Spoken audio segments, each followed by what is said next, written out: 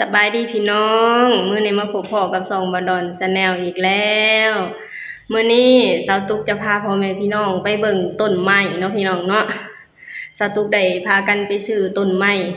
คือพวกต้นมะม่วงต้นผักคะแล้วก็กอไผ่เนาะพี่น้องเนาะสาวตุ๊กพากันไปซื้อมาดอยู่เซโนเนาะพี่น้องพากันซื้อมาปลูกเนาะเห็นพ่อแม่ FC เพิ่นแนะนำมาว่าให้ปลูกต้นมะม่วงเนาะพี่น้องสาวตุ๊กก็พากันไปหาซื้อมาปลูกเนาะพี่น้องเนาะจะปลูกแต่ต้นนั่นแหละแต่ว่าบ่มีโอกาสไปจักเทื่อมารอบนี้พี่สาวเพิ่นมายามบ้านนะเพิ่นพาไปซื้อเนาะพี่น้องก็เลยพากันไปซื้อเนาะแต่ว่าสตุ๊กบ่ได้ถ่ายให้พ่อแม่พี่น้องเบิ่งเด้อตอนปลูกนะสตุ๊กจะพาพ่อแม่พี่น้องไปเบิ่งตอนที่ปลูกแล้วเนาะพี่น้องเนาะไปเบิ่งนำสตุ๊กเด้อพี่น้องสตุ๊กปลูกเรียบร้อยแล้วเนาะพี่น้องเนาะสตุ๊กบ่ได้ถ่ายให้พี่น้องเบิ่งเด้อตอนที่สตุ๊กปลูกเนาะพี่น้องเนี่ยสตุ๊กก็ยากลูกแน่เนาะพี่น้องเนาะอันนี้ก็ลูกกันนอนลูกนอนจังสิได้มาถ่ายเนาะพี่น้องเนี่ยสตุ๊กเฮ็ดหัวแล้วเรียบร้อยเนาะพี่น้องเนาะต้องกั้นไว้แบบนี้แม้ถ้าหากว่าบ่กั้นแบบถ้าหากว่าบ่เฮ็ดหัวไว้แบบนี้ก็บ่แพ้งัวพี่น้องเอ้ยงัวก็หลายอัดจังได๋มันก็เข้ามาเนาะในเมื่อเฮาบ่มีกำแพงบ่มีตะหน่างมารอบเนาะพี่น้องเนาะอันนั้นก็คือของพี่สาวของสตุ๊กเนาะพี่น้องเพิ่นก็เฮ็ดไว้แบบนั้นเลยเนี่ยอันนี้ของสตุ๊กนี่อันนี้นี่คือหมักม่วงคือหมักม่วงมันเนาะพี่น้องเนาะตัวนี้คือมะม่วงมันบ่แม่นมะม่วงต้นอันนี้คือมะม่วงต้นเนาะพี่น้องเนาะเนี่ยสตุ๊กเอาแต่ต้นเตี้ยๆเนาะเนี่ยสตุ๊กเอาแต่ต้นเตี้ยๆอันนี้คือมะม่วงอันนี้คือมะม่วงมันอันนี้มะม่วงมันเด้อนี่เฮ็ดหัวไว้เรียบร้อยเนาะพี่น้องเนาะนี่หางบ่เฮ็ดกับบ่แพ้งัวบ่แพ้แบ่พี่น้องสตุ๊กเคยซื้อมาปลูกแล้วเทื่อนึงสตุ๊กเคยซื้อมาปลูกแล้วเทื่อนึงบ่แพ้งัวพี่น้องเอ้ยงัวกัดปงยอดใหม่แล้วก็กัดปงแล้วก็กัดมันก็จนตายไปซื่อๆเนาะพี่น้องแต่ว่าต้น3ฤดูของสตุ๊กน่ะสตุ๊กแบบว่าสตุ๊กเอาตัวที่มันปงยอดขึ้นมาใหม่ๆนะพี่น้องเนี่ยบัดทีนี้สตุ๊กบ่ปลูกมันจักเทื่อน่ะมันก็เลยเป็นแบบนี้แม่พี่น้องบ่ฮู้ว่าสิรอดหรือบ่รอดเนี่ยใบมันแห้งเบิดเลยเนี่ยใบมันแห้งเบิดเลยแม่พี่น้องแต่ว่าเอื้อยสตุ๊กเพิ่นบอกว่ารดน้ำมันได้หลายว่าซั่นเพิ่นว่าทดน้ำมันหลายๆแล้วมันสิโป่งใหม่เพิ่นว่าเดี๋ยวสตุ๊กจะลองฮดมันลงเบิ่งมันมารอบก่อนสตุ๊กเอามาปลูกนั่นก็3ฤดูเนาะพี่น้องเนาะคือต้นเมื่อกี้นี่ก็3ฤดูอยู่ข้างหน้าบ้านน่ะเป็นในหมากม่วงโลเนาะพี่น้องไปเบิ่งต้นนั้นดีกว่าอยู่ข้างหน้าบ้านคือเป็นหมากม่วงโลเนาะพี่น้องเนาะอันนี้ก็สตุ๊กก็เฮ็ดหัวคือกันเด้อแต่ว่าสตุ๊กเฮ็ดยังบ่แล้วเนาะพี่น้องเนี่ยใหม่สตุ๊กเบิดก่อนเฮ็ดพอกันงัวก่อนเนาะพี่น้องนี่อันนี้คือหมากม่วงโลเนาะพี่น้องเนาะอันนี้คือหมากม่วงโลอยู่ทางนั้นก็พี่สาวของสตุ๊กเพิ่นก็เอามาปลูกเต็มอยู่เนาะพี่น้องเพิ่นแต่ว่าพี่สาวของสตุ๊กน่ะเพิ่นเอามาปลูกนะหลายเนาะพี่น้องประมาณ10กว่าต้นเพิ่นเบิดเงินไป2,000กว่าบาทเบิดเงินไป2,000กว่าบาทแต่ว่าของสตุ๊กน่ะเบิดไปประมาณ500เนาะพี่น้องสตุ๊กซื้อเบิดไปเป็นเงินกีบก็300,000เนาะต้นละ50,000ตีเป็นเงินรวมทั้งเบิดตีเป็นเงินไทยก็ประมาณ500เนาะพี่น้องลูกสาวไปใส่อีหล่ะได้ไปนำแม่บ่อีหล่ะจะไปนำแม่บ่ลูกไปบ่ไปไปมาลงมาไก่ไก่นี่อยู่ข้างหลังบ้าน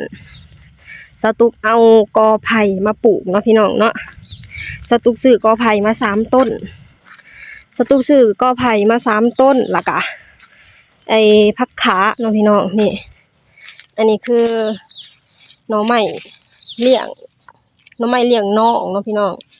อันนี้คือไอ้เพิ่นบอกว่าหน่อไม้ลืมแล้งเนาะพี่น้องเนาะนี่สตูกจะปลูกเป็นแถวแบบนี้เลย แต่ตอนนี้น่ะยังเฮ็ดหัวบ่แล้วเนาะพี่น้องบ่มีเวลาเฮ็ดบ่ดอนเพิ่นก็ไปขับรถเนาะพี่น้องเพิ่นจะญาติเวลามาเฮ็ดก็ได้แค่แป๊บๆเองเนาะอันนี้ก็ไผ่ต้นนี้คืออันสตุกเอามาปลูกแต่ดนแล้วเนาะพี่น้องอันนี้ก็งัวกัดแล้วกัดอีกกัดแล้วกัดอีกเนี่ยจนสตุกเอาอันไม้มาอ้อมไว้แบบนี้จังสิอยู่เนาะอันนี้หาสตุกบ่ได้ซื้อสตุกเอานำหนองไผ่เนาะพี่น้องนี่ผักคะสตุกภูมิใจที่สุดคือผักขาเนาะพี่น้องนี่งามเลยเนี่ยสตุกซื้อต้นละ15,000เนาะพี่น้องเนาะนี่ต้นละ15,000 2ต้นก็30,000เนาะพี่น้อง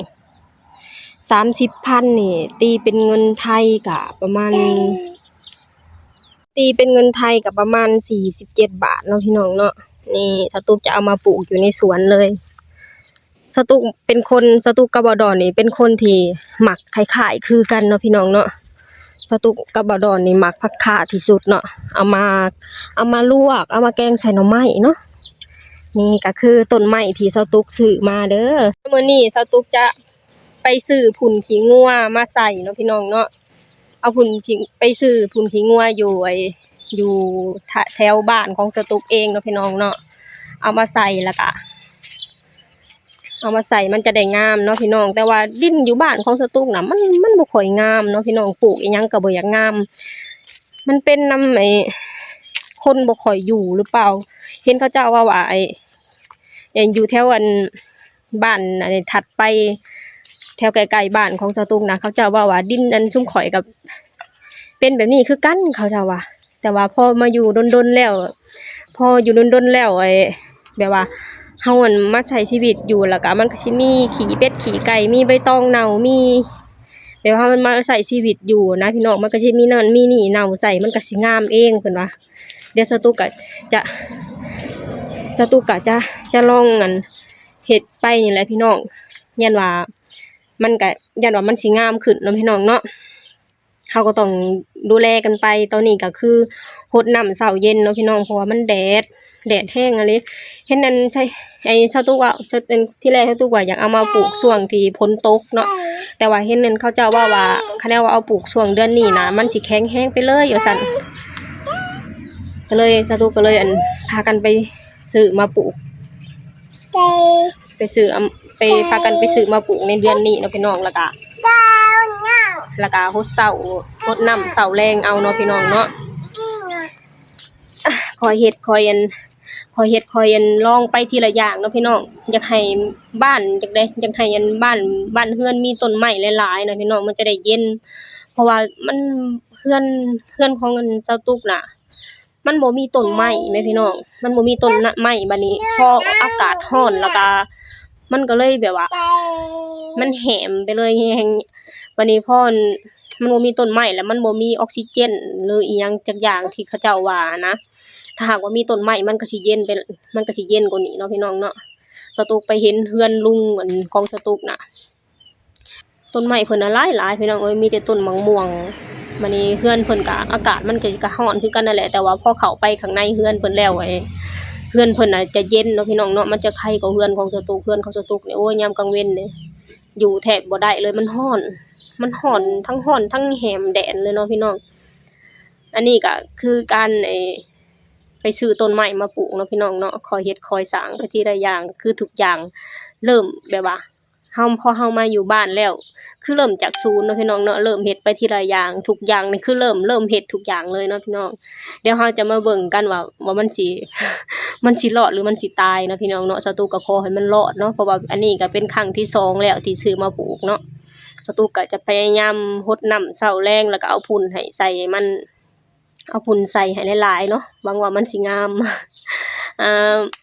มื้อนี้ก็สตูก็จะขอจบคลิปลงเท่านี้ก่อนเด้อฝากให้พี่น้องช่วยกดไลค์กดแชร์กดติดตามให้ช่องบ่ดอน Channel นี่เด้อ